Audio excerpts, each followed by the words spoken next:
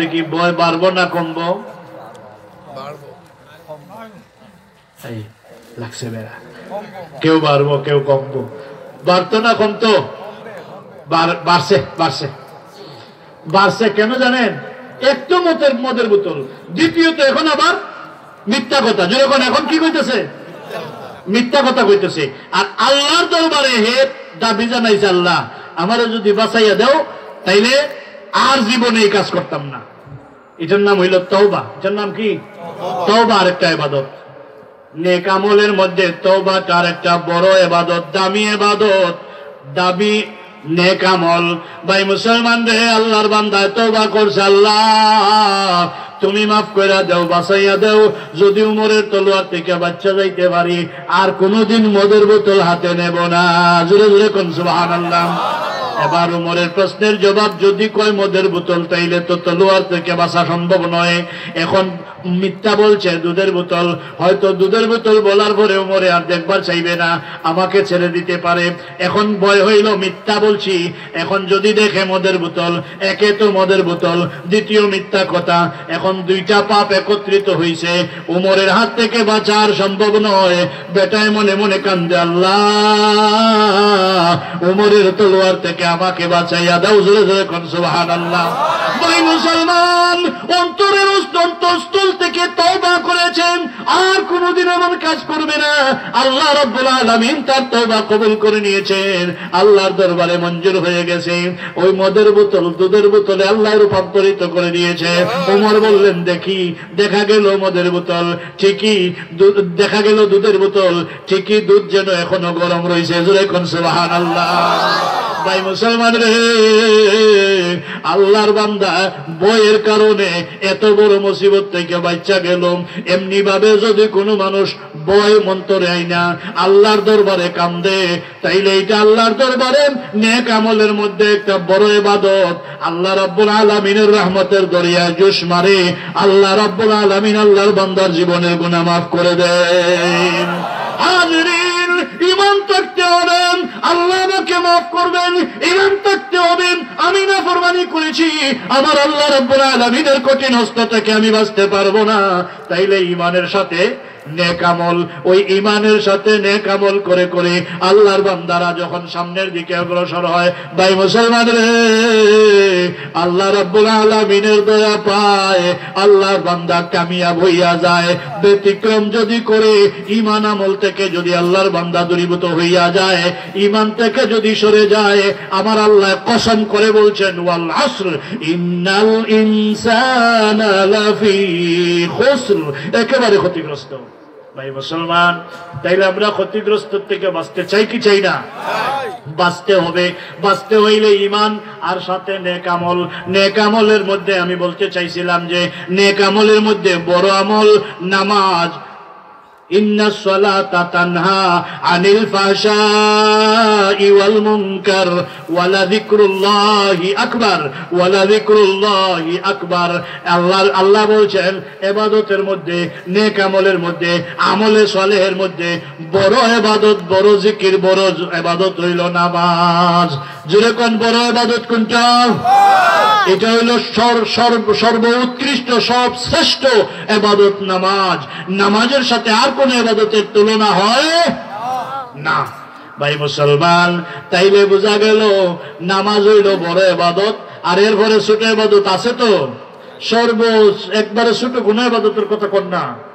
আমিও কইমু, আমার নবী বলছেন রাস্তায় একটা কাঁটা পইড়া রইছে, ছোট্ট একটা কাঁটা, কিবা তো একটা গাছের ডাল, যেটা মানুষের পায়ে লাগলে মানুষের ক্ষতি হইতে পারে, কষ্ট হইতে পারে।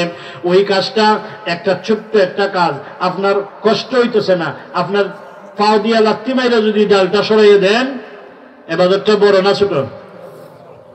যেরকম বড় না ছোট? একেবারে ছোট।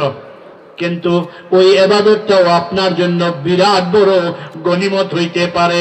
ভাই মুসলমানদের ইবাদত যদি ছোট হয় তথাপি ফল পাওয়া যায়। ছোট ইবাদত করতাম নি না ছাড়তাম? আমরা দেশে কিন্তু ছোট ইবাদত ছাড়বার লাগি বর্তমানে আন্দোলন চলছে, ছোট ছোট ইবাদত ছেড়ে দিবার লাগি, নেক আমল ছেড়ে দিবার লাগি। আল্লাহ কোরআন শরীফে হুকুম রাখতেছেন মানুষদেরকে সঠিক পথ প্রদর্শন করো, ইবাদতের পথ প্রদর্শন করো, নেকির পথ প্রদর্শন করো, বদির পথ গুনার পথ থেকে দূরে রাখো।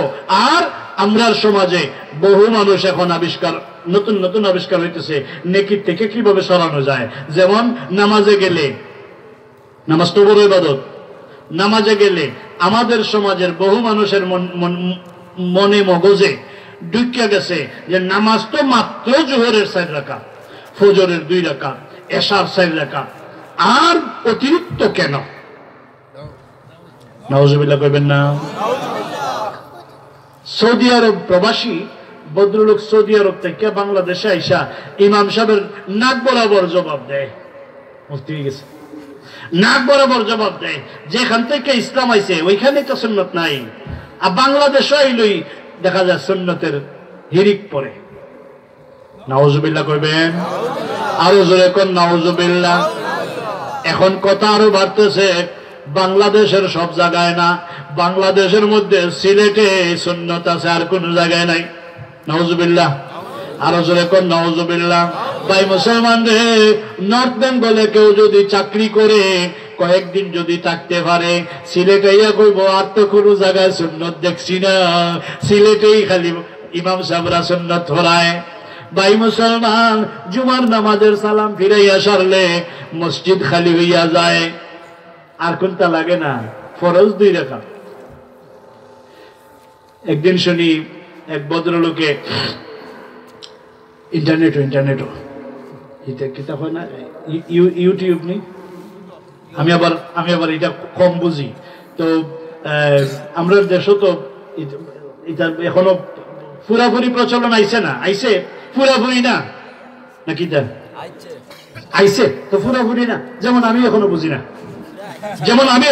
না, তাইলে আমি যে সময় পুরা বুঝবো তাইলে মনে করবো পুরাপুরি আইছে, কারণ এখন আমি পুরাপুরি বুঝি না। কারণ নেটের চিন্তা যদি করি তাইলে নেট আনতাম পারি না বা আয় না, কিবা তো সঠিকভাবে যেমন ইমো দিয়ে কেউ যদি কিছু ইয়ে করতে পারে তাইলে পারছি না এখন পর্যন্ত, তাইলে বোঝা গেল পুরাপুরি আইছে না। লন্ডন আমেরিকায় পুরানা কম না, 16 না, না 15 না, 16.5 না, আমেরিকায় 16.5 না। অর্থাৎ আপনি নেট আইবার লাগি ডাটা ইউজ করার দরকার হয় না, শুধু নাম্বারটা ঢুকাইলে পরেই ওকে। এখন অল টাইম ইন্টারনেট, জি, এরপরেও ইউটিউব সার্চ করা সবটা বুঝি না। যেমন আমার এই ভাইয়ে বুঝতেছেন, এই ভাইয়ের কাছে যদি বললাম তাহলে এই ভাইয়ে গপ করতেছেন, ঠিক আছে দেন তো দেখি, বাস দিল ইউটিউব দেখলাম। এখন দেখি উনি একবার দিল, তারপরে শিখলাম না নি। এখন শিক্ষা যখন আগাইতে হঠাৎ করে দেখি কি সুন্দর মৌলানা সাহেব, যে সুরত দেখলে মন গইলা যায়। সুরত বুঝুন তো, সুরত লেবাস দেখলে মন গইলা যায়, মনে হয় এই মাত্র ফেরেশতা নাজিল হইছে।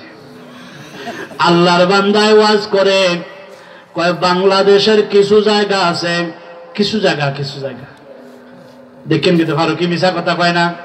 নর্থ বেঙ্গলের কথা কইয়া সিলেটে ইসলাম, এখন দেখি বেটা ইন্টারনেটও বইয়া একেবারে আন্তর্জাতিক পর্যায়ে মিডিয়াত বইয়া কয় বাংলাদেশের কিছু জায়গা।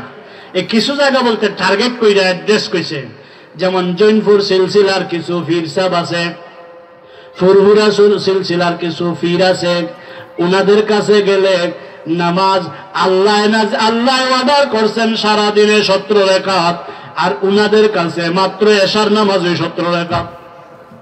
কথাটা এইভাবেই। ও ভাই, এখন আমি যদি যেভাবে কইছি আপনি যদি সার্চ করতে পারেন তাইলে ইনশাল্লাহ আমি আশা রাখি, আমি একবারে বুক বড় আশা রাখি, আপনি এইভাবেই শুনবেন যে নামাজ 17 রাকাত। আর একদল পীর সাহেবরা বাংলাদেশের কিছু কিছু জায়গায় খালি এশার নামাজে 17 রাকাত বানাই লইছে। নাউজুবিল্লাহ কইবেন নি? আচ্ছা কম তো দেখি, সিলেটে ফুলতলি হিসাবে এশার নামাজ 17 রাকাত বানাইছেন না আদি কাল থেকে চলে আইছে?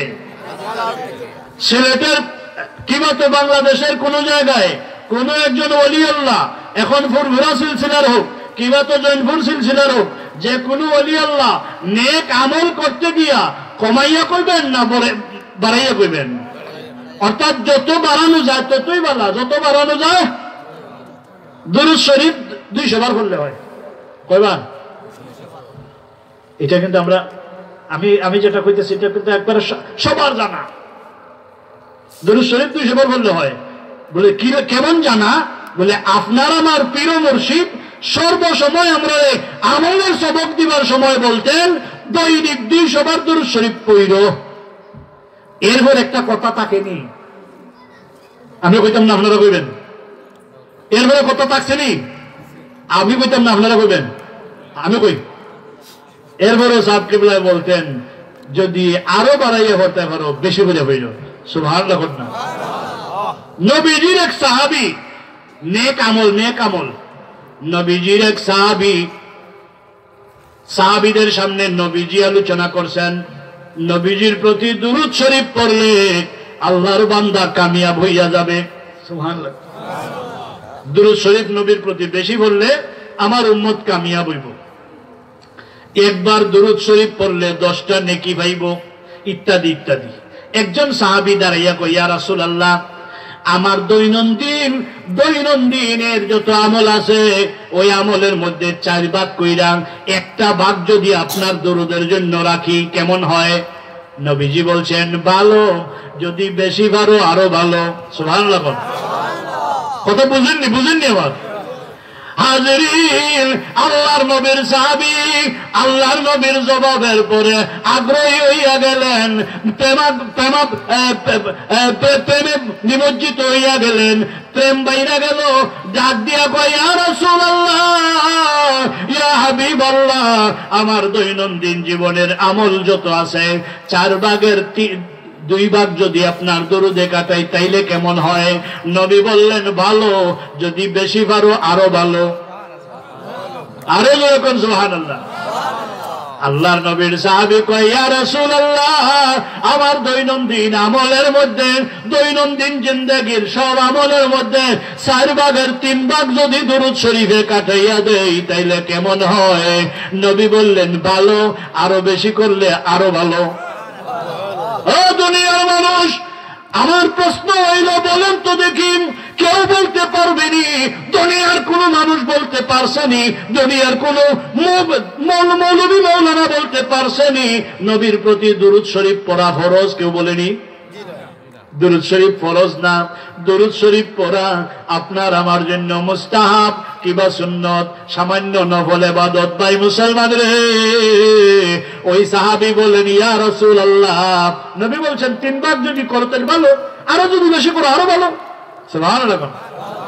কিন্তু ফরজ ইবাদত না, বড় কোনো ইবাদত না, মাত্র নবীর প্রতি দুরূদ পড়া। নবী বললেন আরো বেশি যদি করো আরো ভালো। আল্লাহর নবীর সাহাবী কয়, ইয়া রাসূলুল্লাহ, ইয়া হাবিবাল্লাহ, আমি আমার দৈনন্দিন জীবনের আমলের মধ্যে 4 ভাগের 4 ভাগই আপনার জন্য দুরূদ শরীফের জন্য দিয়ে দিলাম। আল্লাহর নবী বলেন, সাহাবী রে, তুমি অবশ্যই কামিয়াবি হইয়া গেছো। সুবহানাল্লাহ।